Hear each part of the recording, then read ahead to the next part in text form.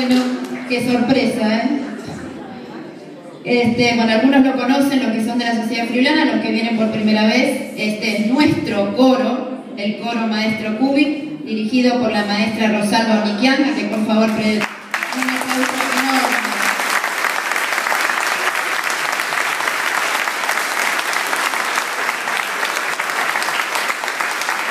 Esta es una sorpresa que el coro y nosotros todos le quisimos dar a Giacomo para que lo conociera. No tenía mucha oportunidad de poder presenciar un encuentro. Ellos hacen encuentros muy frecuentemente. El próximo va a ser no un encuentro, sino la presentación del coro para fin de año, el 30 de octubre, que están todos invitados, ya tienen los volantitos dentro del programa. Y la verdad que, bueno, es una idea linda que parece que la estamos disfrutando todos, así que ahora dejamos para el próximo tema. Muchas gracias.